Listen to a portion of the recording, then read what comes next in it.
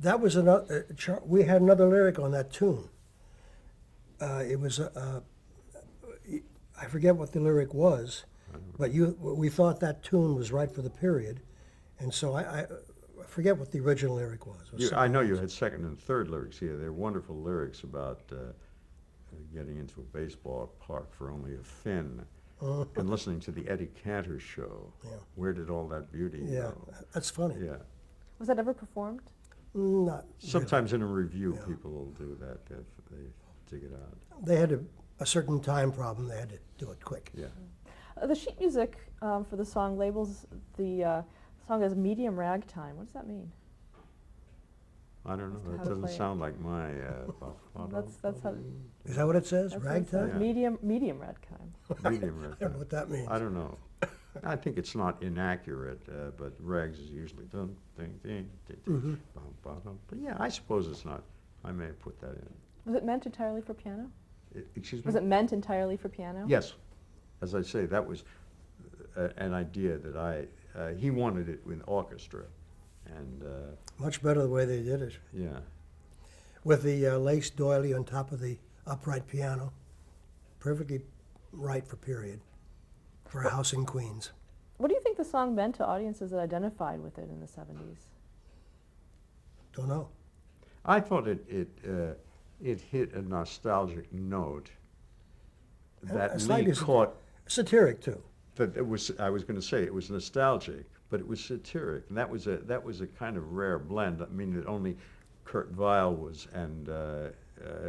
doing. You know, where he would use "Moon over Alabama," but you knew it was satire. And I thought, although my music wasn't clever or inventive like Kurt Weill, that I thought what Lee had done was to balance that lyric, that satirical, but yet perfectly sincere, which is a style of Lee's. Sincere from Archie. Sincere from Archie, Yeah, sure. but from you, it's quite satirical. And you know, our old La Salle ran great. You know, it's like a slam at every other Japanese car on the market, and you knew where you were then. It didn't need no welfare state. Everybody pulled his weight. I mean, that's Giro La Salle. There are people who believe that. Yeah, he caught that. He's from Ohio. And why'd you choose LaSalle? I don't know. It was not a very successful line. It was hard to hear. Yeah. Because, I guess because my father had a LaSalle. I don't know.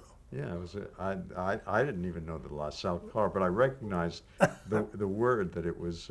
I don't know what else you would have. An old car? Yeah, gee, my old Chevy ran, but there is a Chevy today.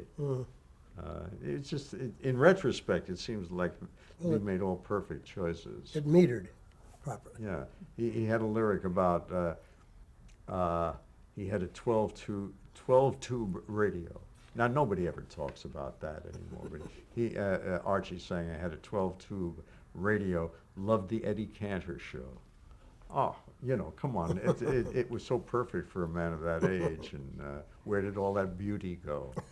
Those were the days. Do you think the song helped soften the Archie character a bit? Yeah, I Sure. do. I think so. Was that kind of intentional in a sense, or? Yeah, I suppose.